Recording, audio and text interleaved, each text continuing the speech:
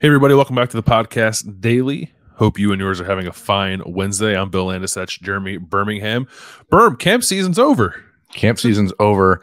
Can you Almost. believe it? There's a 7-on-7 camp that takes place this morning, Wednesday, at Ohio State. A lot of teams from around the state. It'd be a very interesting day. Like, there's going to be some really good things to watch. Ryan Montgomery, Tavian St. Clair, Ethan Grunkmeyer, the Penn State commit, all quarterbacking their high school teams in a 7-on-7 tournament. So it'll be actually pretty cool to watch all these guys go head to head and see how their teams are. But it is pretty stupid how fast this offseason is going. I know we complain and joke around about like, oh, well, we're trying to fill offseason shows, but like, it's July basically, and Big Ten media days are in 3 weeks, and then it's camp season for Ohio State, and it's right back into the chaos, out of the fire and into the frying pan, or whatever they say, into, right? Into the bigger fire, I think is just what it is. Yeah, no, it's flying by. This camp season in particular, and I know it's I experience it probably differently than you do, but I was there for all but one of them. It did seem to go by quite fast, and maybe that has something to do with the new format they're doing too. And maybe I kind of want to like just put a bow on camp season a little bit and maybe start there with you. Like, I don't know how much people care about like the new way that Ohio State structured this, but it was quite different from what they've done in the past. And I guess from your perspective, I'm wondering, do you feel like they got everything they needed to get out of this camp season, given that they did change things a little bit and it did feel like things were happening on a little bit of a tighter schedule? I think it feels efficient. We're used to these camp days being 8-9 hour days, and right now you're cramming everything into basically 3 hours. It hasn't slowed down like the prospects getting offered or getting evals by the Ohio State coaches, because they're still doing it on the same timeline that they used to. It's just that there used to be an hour and a half break in between the morning session where the big men were and the afternoon session where the skill guys were. Now it's all cramped into one time, which I think is fine. It's something where, for me personally, I feel like maybe I'm getting less time to watch individual groups or individual players, but I mean, certainly Ohio State shouldn't care about how the media feels about it. But I think the reality is that what we watched over the last couple of years was the team warming up and practicing and doing their runs and all that stuff with the media there. And that leads to just people standing around watching, and that's not what the program wants. So, yeah.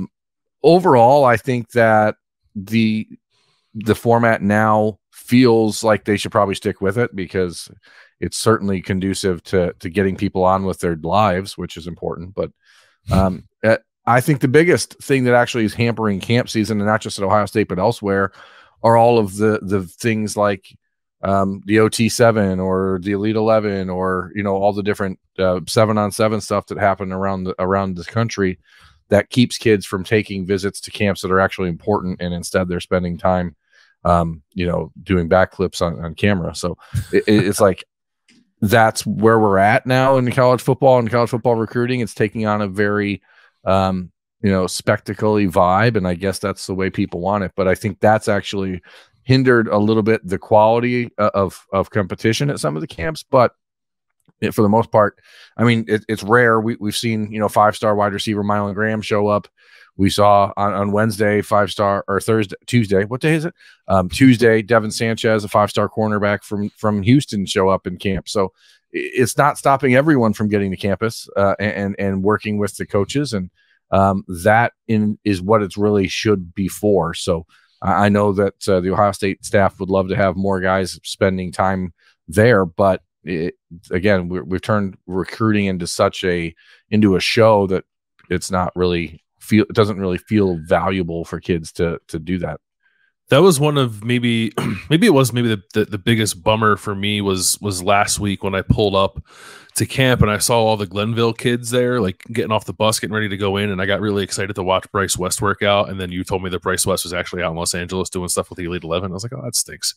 I wish he could have been at Ohio State working out. And I know like Ohio State has seen plenty of Bryce West. They don't need to see him more. That was more of a selfish reason, because they had a lot of really good players from Ohio across multiple recruiting classes come through, but you want to see all the best ones if you can. And most years I think you do. But to your point, I think those kids are getting pulled in so many different directions now that maybe, I don't know, these camps that Ohio State hosts and others programs host just for unfortunately don't rank as high in the priority scale for kids that are getting asked to fly out to Los Angeles to do stuff like that. Yeah, and I wonder if at some point there is a point of diminishing return for these kids, and understanding that maybe you're not getting better at those camps and you're actually just going out there to get free gear or whatever. I think eventually that will turn around and people will understand that you're better off going to work with college coaches and improving your game as opposed to leaning into being a celebrity when you're 17 years old. But it's easy to understand why they don't want to go work out at Ohio State when you can fly to California and spend 3 days being wined and dined and told how great you are, as opposed to, hey, you actually need to turn your hips more. Actually, you kind of suck today. Like instead you're getting on Twitter and you get, all the love and adoration and people telling you how sick your shoes are, or how funky fresh your drip is or whatever. So you'd like to see kids lean more into the competition and say, how am I going to get better for college? But again, I keep going back to that point. Like, we've turned this into such a thing that the real value, the growth, the potential, the NIL brand building is being prioritized over actual football development in some cases, it seems like. That is a thing that I think maybe people who don't go to these things as regularly as we do, perhaps they don't realize, is that you do get coached pretty hard when you're at these camps. It's not like there are guys who are prioritized more than others and get more attention, but they don't like soft pedal things with them. They in fact, they might even coach them harder than they would some kid that they know is not going to come to Ohio State. Like, and that's across the board. I think of like an instance earlier in the camp of like some kid who showed up to work out with the receivers, like didn't run the 40, and Brian Hartland's like, okay, like in the most passive aggressive way possible, is like, okay, I guess that's cool, and like I guess got that kid to realize that like you're there to work, and he got them to run the 40. That kid had a really good camp, so it definitely happens, and like Justin Fry was coaching up with, help me with the last name, Avery Gatch, offensive lineman from Michigan, on Tuesday, like after every one-on-one, Justin Fry was pulling him aside and giving him a coaching point, and he wasn't being a jerk about it, but he was being stern at times when he had to be, and I think it is probably a vastly different existence when you go to some of these other places that as you said are sort of there to just kind of put you up on a pedestal and try to get the retweets and the likes and stuff like that. When you come to camps like Ohio State's been hosting, you're coming for work, and the coach is treated as such. Yeah. Otherwise, why are you there? As Brian Hartline said to that young man who traveled north from Florida, you fly all this way to try to earn an Ohio State offer, but then you're going to just do a half-ass job and not actually compete. Like, if that's the case, then you've wasted your time and your money, because you're not going to walk away with that Ohio State offer. That day, that guy did walk away with an Ohio State offer, but I do wonder if he didn't run in the morning, would he have? And I don't think he would have. So you are, and that's the conversation I have with a lot of recruits who when they say, hey, I'm going to this camp, what do I need to do? The answer is simple all the time, and it's consistent, and it's compete. Go in there and work as hard as you can for that 2.5 hours that these coaches are working with you. Listen with your eyes, make sure that you're taking the coaching points, and then leave it all on the field. I heard Tony Alford talking to his running backs last Thursday, saying, hey, I'm going to coach you as hard as I can. I'm going to tell you a lot of things. Do it today. If you go home and your high school coach wants you to do it a different way, listen to him. Don't pay attention to what I said here. Like, Ohio State's coaches are interested in trying to make these kids better. And it is a situation where I think that you have to be coached up hard in these instances, or you're doing a disservice to these players, because when they get to college, the ones that are lucky enough to go to college and play college football, they are not going to be babied. They are not going to be told how drippy their swag is. So like, they're going to go there and get their ass kicked. And so if you're not putting them through those paces now, you're not doing anybody any service. They did get lucky this year that none of the days that Ohio State had a camp wasn't like 89 degrees and incredibly muggy. Like, they had actually, aside from the rain on Tuesday, which was just in the morning, I think, for a little bit, Ohio State was blessed with unseasonably cool weather, I think, for all those camps, which was nice. Pretty great for us. Yeah, it was pretty spectacular. A lot less back sweat this year. That's for sure. Yeah. Not no back sweat, mind you. This just less back sweat. You mentioned Tony Alford and the group that he had at running back. I believe it was last Thursday, like a really, really good group of running backs he had there. And it did kind of feel like each guy, I think you might have said this last week, each coach sort of like had their day in terms of positions, like some were more loaded than others on a given day. Was there a position group, I guess, as you went through all of these camps that you thought, or maybe you came away most impressed with in terms of like the guys that Ohio State was able to bring in, or surprised you in any way that maybe you weren't expecting? I mean, I think the running back situation has to be. I think I mentioned it last week, but the line of Florida receivers coming north to just make sure they camp with Brian Hartline. We saw on Tuesday a 2026 wide receiver from North Carolina who was offered by Hartline. Like, he's offered, I think, 5 or 6 different kids in this last 2 weeks that made the trip up. But the combination of Marquise Davis, Bo Jackson, Torrey Blaylock, and Harry Dalton, and a few of these other kids that came up last Thursday, to work with Tony Alford all at the same time. To me, that's what it's about. Like, they do that on purpose. They want to see the best kids they can get on campus all there at the same time, so that they're being driven and motivated by each other, and to see who really rises to the top.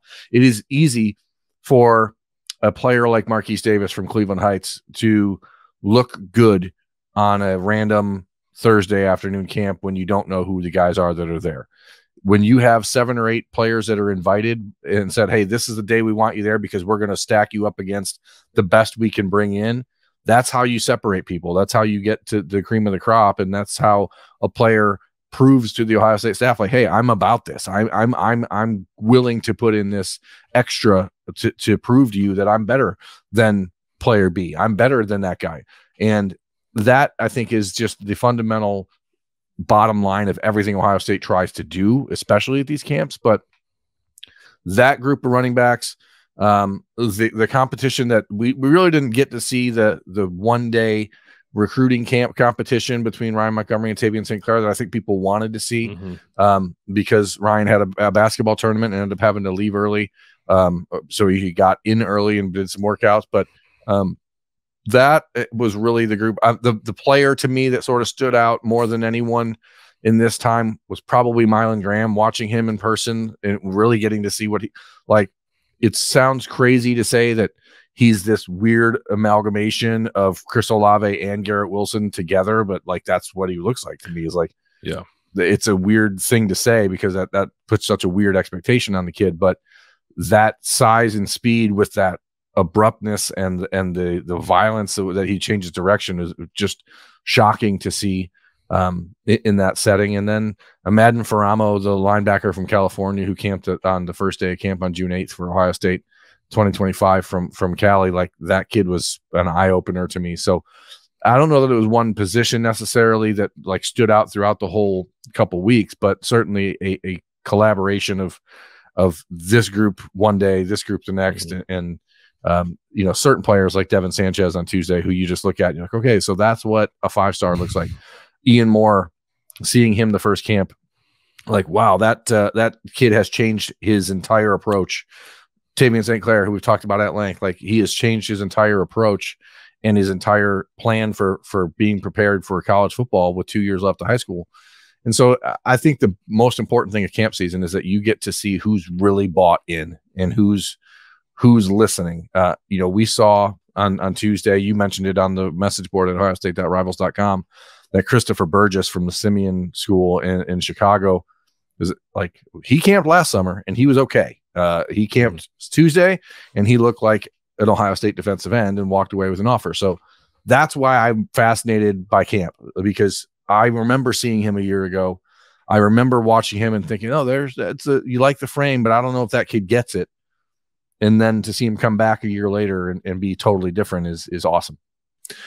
Is there, I kind of feel like the quarterbacks who came through, it wasn't like perhaps as star-studded as it has been in the past, but I'm also wondering if that's because we've just already seen so much of Tavian St. Clair and Ryan Montgomery already that like it just made it feel like if Tavian was from Tennessee and Ryan was from Texas and they came up here and camped instead of being from just up the road, would it have felt different? Like would we consider it to be a different kind of quarterback crop, I guess, that come through?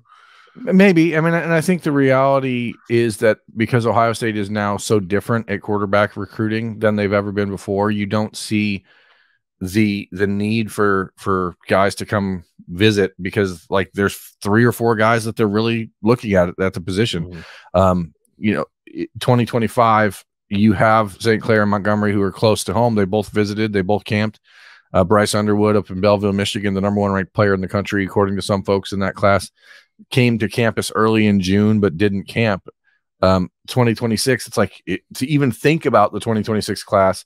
We saw that Will Griffin from Jacksonville last Thursday, and super impressive, but it feels like stupid to even be thinking about 2026 at quarterback, not just because 2025 isn't solved yet, but it's like, man, 2026, so many things can happen. And I think we've seen the evolution of the position for Ohio State. That's like, we know things are going to happen. One thing I do think is different is that we didn't see Aaron Nolan camp. And like in past years, the Ohio State current crop commitment has always gotten back to campus to camp with Ryan Day and Corey Dennis.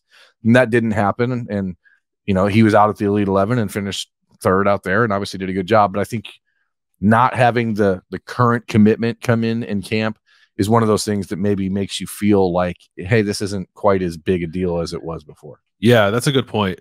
I do wonder, like I've had conversations with Ryan Day at different points in his time here about how much all these quarterbacks do in the offseason. And I think he has legitimate concerns about how much they throw. And I wonder if they even would want Air to come and throw, given all the throwing he has to do otherwise. Or maybe he would rather them not. They would rather him not do all that stuff so he can come to Ohio State and throw in front of them. Was probably what they would prefer. But it would have been cool to see Air. But I don't think it's the worst thing in the world that he didn't have to come here and throw on top of all the other throwing he's had to do. I think one of the more interesting side notes or subplots of this camp season, to me anyway, is that there actually were not as many Ohio State commits camping as I would have expected or wanted to see throughout this entire process. Obviously, Aaron Nolan did not camp at Ohio State. James Peoples is from Texas. He didn't come up. He came up for his official visit, but didn't work out to camp on the 8th when he could have, since he started his official the 9th. Jordan Lyle came up for his official, but did not camp. Jeremiah Smith did not camp. Mylan Graham did. But, Mark Nave only camped once. The Armstrong twins did not camp at all. Sam Williams-Dixon did not camp at all. Peyton Pierce hasn't been back to campus since he committed. He finally will make his return this weekend. And Jalen McClain did not camp at all. So like, it is a little weird to me because normally we'd see the entire group of commits come in and camp. And I don't know. I don't think that's something Ohio State is intentionally wanting to see happen.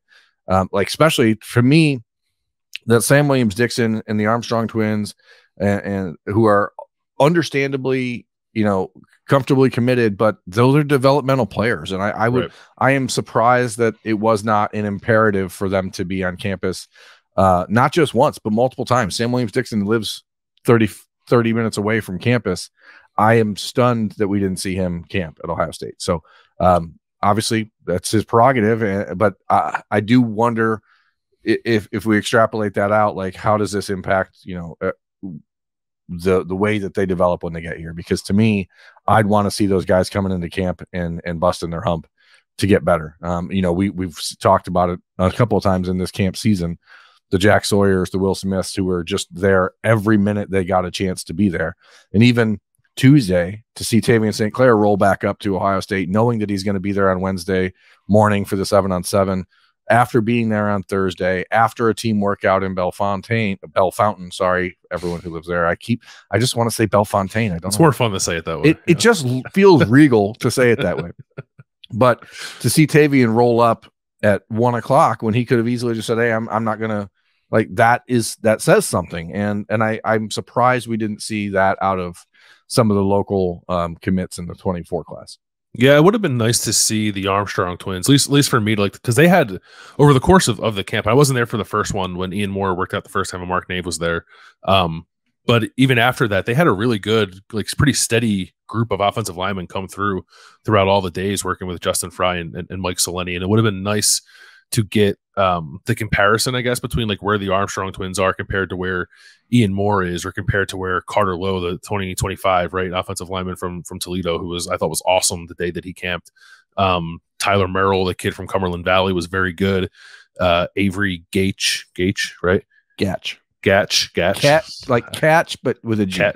Catch with a G. Avery Gatch was very good on Tuesday. There was another kid there, Easton Ware, who was like maybe a little bit more of an under the radar kid who I thought looked pretty good. Worked the guard and tackle. The kid from Brunswick and Connecticut, up in New England, where Miles Walker's from. Matty Augustine, I thought he had a really good day working alongside. It is a good name. I mean, that is a strong Northeast name.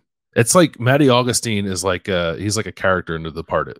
Yeah, like he was part of Whitey Bulger's crew or something. Yeah, right. But no, there was just a good group of guys coming through pretty consistently, and it would have been nice to see, because I like the Armstrong twins. When I saw them last summer, I was like, oh, they're offensive linemen. They look like linebackers. And that's like a compliment to them, I guess. They're well put together. They're just not 300-pound behemoths. It would have been nice to see how they've developed alongside some guys who had really strong camp performances. But I guess by and large, like that was encouraging to see so many good offensive linemen come through and seem to be pretty engaged with Justin Fry, and a couple of them are closer geographically. There was a kid from Florida, Champ Smith, obviously isn't in the footprint, but he was awesome.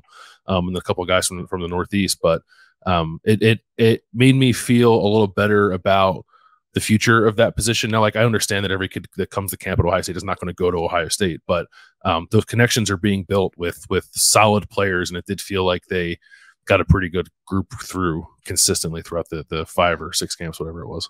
Yeah, and I want to be clear, like it's not an insult to those guys if they don't show up in camp. Is my personal opinion. I would like to see them because I want to have a better sense of where they're going to be, but also because the kids that did camp, Garrett Stover was freaking phenomenal, and Mylan Graham was phenomenal, and Ian Moore was phenomenal. So like I want to see those guys show up, because there is an expectation when you're committed to Ohio State that you step on campus and you ball out and you show people I am this guy. And Mylan Graham, like you could see the other receivers who were working out with him going, wow, that guy is different. And that's how it's supposed to be. And I think, when you don't show up and put that out there for people to see, then Sam Williams-Dixon, the Armstrong twins, these are guys who are on the lower ranked side of the Ohio State recruiting class. It doesn't answer questions, or it's hard for us, for myself in the recruiting space, just to sit there and pound the table to say, hey, this guy is an underrated player. Like Caden Curry, when you see that kid, you're like, I know that this is a different type of player. I can see what he does, and he's a freak. And if you don't show up and show people that, then it's hard for recruiting media or analysts who have input into rankings to go to people and say, hey, by the way, I saw this kid and he was dynamite. And get things changed. And everyone will say rankings don't matter, or you're committed to Ohio State, but like they do matter. Ohio State wants to win the recruiting championship. These players will all want to get ranked higher. So unless you show up and compete, I don't know how you ask people to give you that respect. I was watching the offensive line one-on-ones on Tuesday, and guys kept like going pretty consistently past the whistle, which I think generally you like to have in football, but in a camp setting like that, you don't really want it because you just don't want anybody getting hurt. And at one point, Justin Fry turned around to me and he said, will you tell these guys that you won't give them another star if they keep playing past the whistle? I was like, well, I don't give them a star for anything, but if that'll help you get your point across, sure, I can do that, I guess. But that's why you come to these camps, is to impress people who get to make those decisions. And I think, going back to the earlier part of this conversation, because we've romanticized and turned all these guys into celebrities, they think that you're getting better coaching, or that showing up at a rival's camp is more impactful than showing up at an Ohio State camp. And it's not. Like the Ohio State camp or the Michigan camp or the Notre Dame camp or Penn State camp, wherever camp, that is actually going to impact your future in a way that is, provable and tangible. Flying across the country and getting to pose for a picture is cool, but you're not actually helping yourself, and you're not actually growing a relationship with somebody that is going to be a major part of your personal and on-field development for the rest of your life. So I just, somewhere along the way, the priorities have been twisted up a little bit, and that's why the kids that do show up to camp, I think, it's worth celebrating them.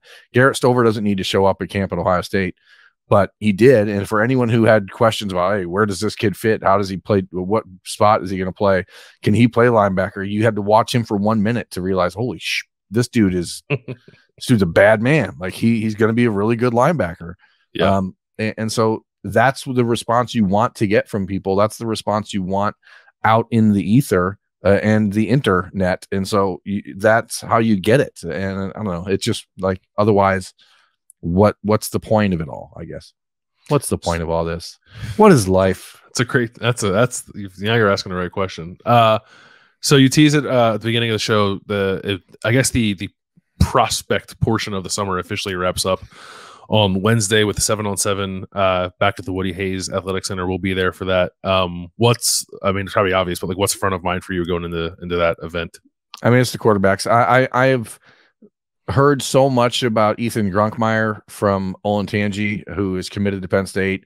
A lot of people have been raving about him this summer. He was one of the most talked about players out of the Elite 11.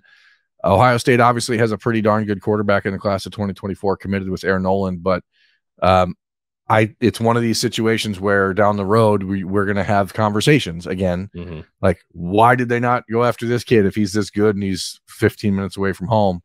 Goes to the same high school as Ryan Day's son, and right, and he's going to Penn State. And after the Drew Aller, conversation 2 years ago, you start to go, that's interesting.